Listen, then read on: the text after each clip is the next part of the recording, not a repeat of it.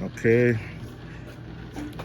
today we're going to be taking a look at the Harbor Freight versus the Snap-on flush cut um, pliers.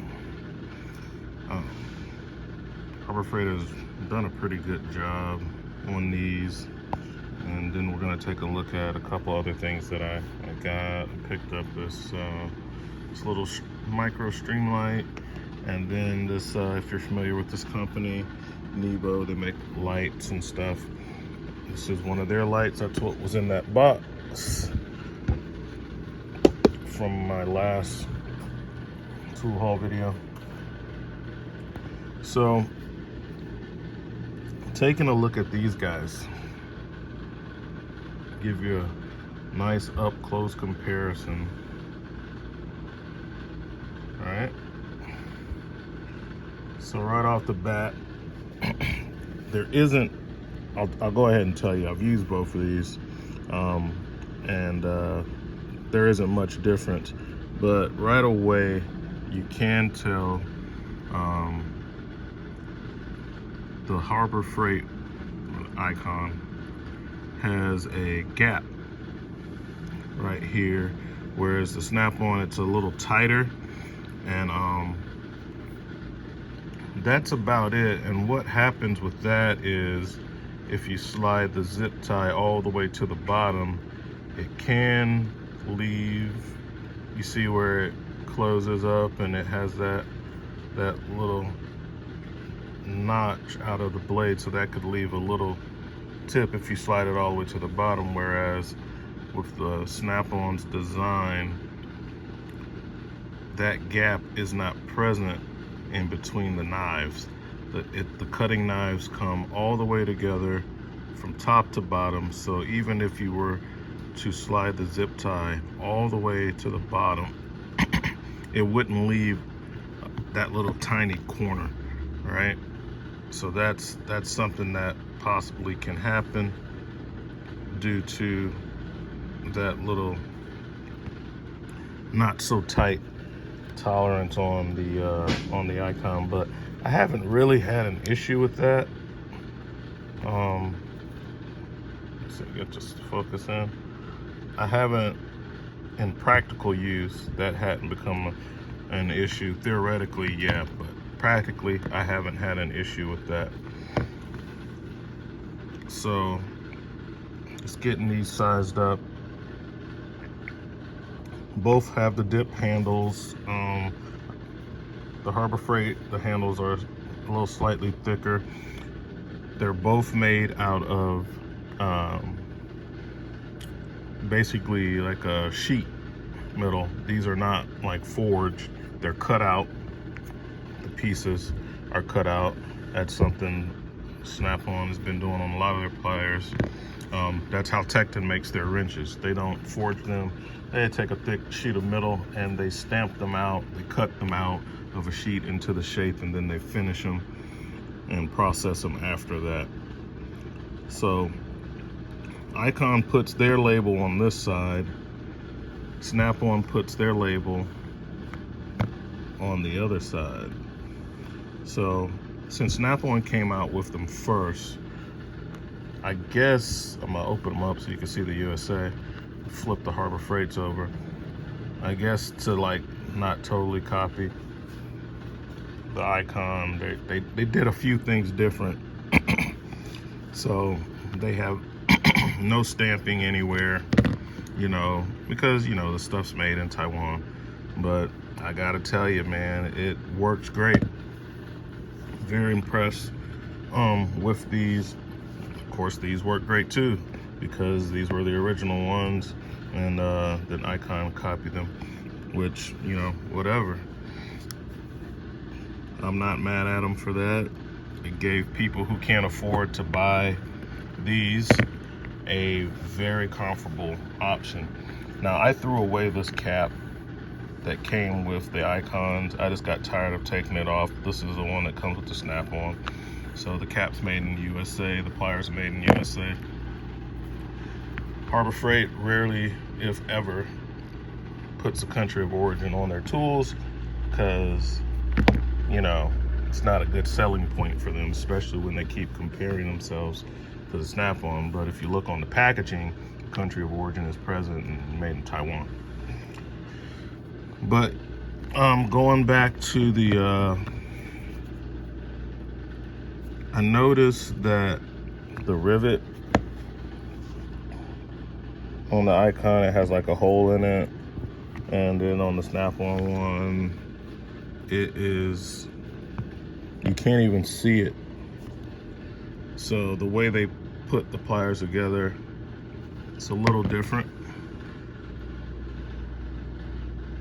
Icon kind of flipped it over, but even on the side where it shows the rivet, Snap-on doesn't have that hole there, and you can see the grease coming out, because I typically, when pliers are not loose, I don't like that, so I grease them so that they can open up very easily with a finger. So yeah, not a whole lot of difference here, folks. In performance, I don't see a difference at all. In machining, the Snap-ons have a tighter tolerance. Is that worth twice the price for you? I mean, you'd have to decide. But you know, to each their own. They're a good pair of pliers. They did a good job on them. These are a great pair of pliers. They're a good pair of pliers. They did a good job on them. Not a whole lot of difference. They got a good clone here, and I think they also did a really good job copying the Kinepex pliers wrench. They did a really good clone on that too. So, you know, hey, I hope they keep doing it, because like I said, everybody doesn't have the money to spend on the Snap-on stuff, and it's good to have a good working alternative. You know, I guess it's something to be said if it can be reproduced so easily, you know, and get it so close. I guess anybody can do that with modern technology. So, but yeah, that's it for the pliers. This little Streamlight is rechargeable. Just kind of pull that out, and you got the micro USB there. Pretty bright. It's a good little pin light. I typically keep the Milwaukee pin light in my pocket. That's what I use on a day-to-day. I don't think I'm gonna switch it out for this one, because I'm used to the feel of this. I like how this whole tip is gripped and everything. But this isn't about this video, isn't about this one, but this is a grit light. I just keep this one as a backup. I do like that it's rechargeable. The Milwaukee is not. This Nebo, which came in this box, in that 12K box, it's supposed to be 1200 lumens. It's a nice light. It's stupid bright. Even the button lights up when you're using it. I think it has like 3 different levels of brightness, and then it also has that telescoping feature to focus the light for a wider beam or a tighter beam. And that's what the box looks like.